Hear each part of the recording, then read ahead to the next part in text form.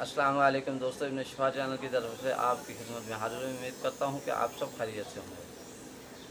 आज मैं ऐसे मौजू पर बात करूँगा जो मेरे नौजवान भाई बचपन की गलतियों की वजह से मर्दाना क़ुव्वत से महरूम हो चुके हैं, जैसा कि मुश्तरनी, अक़लाम बाज़ी, हैज़ वाली औरतों से जमा करना, कसरत मुबाशरत की वजह से नशा आवर चीज़ें, मसलन जैसे कि चरस हो गई, अफ़्यून हो गई, शराब नोशी हो गई, और ज़्यादा टाइमिंग को बढ़ाने के लिए इंग्लिश दवाइयाँ यानी टैबलेट टाइमिंग को बढ़ाने के लिए इस्तेमाल करते रहे हैं, जिसकी वजह से क़ुव्वत बा से फारिग हो चुके हैं।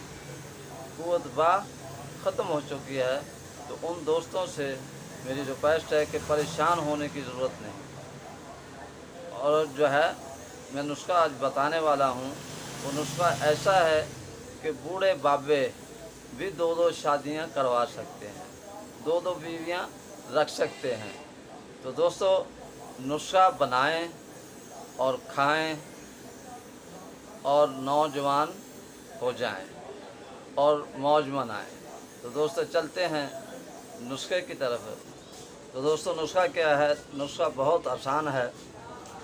तो मैं आपसे ये रिक्वेस्ट करूँगा, जो मेरे साथी मेरे चैनल इब्न शिफा पे नए हैं वो मेरे चैनल को सब्सक्राइब भी करें, शेयर भी करें और लाइक भी करें, और साथ में बेल आइकॉन के बटन को भी दबाएं।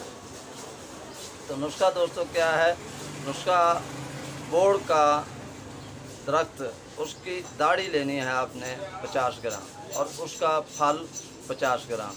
इसी तरह पीपल का दरख्त, उसका भी आपने 50 ग्राम फल लेना है और 50 ग्राम ही उसकी दाढ़ी लेनी है। इन चारों चीज़ों को साए में खुशक करके इसका बारीक सफ़ूफ बना लें।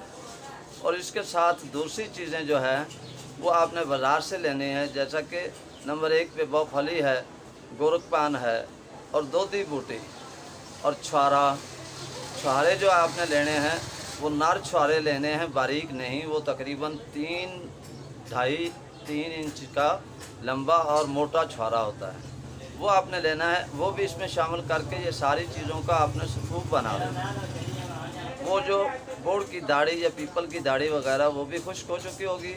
तो इन सारी चीज़ों का सफ़ूफ बनाकर इनके बराबर वज़न आपने किसी बर्तन में डालकर भेड़ का दूध, इसके ऊपर जो तर हो जाए, इतना भेड़ का दूध चाहिए जिससे ये सफ़ूफ तर हो जाए। तो इसको साए में खुशक कर रखें, और खुशक करने के बाद इसको हिलाते रहें।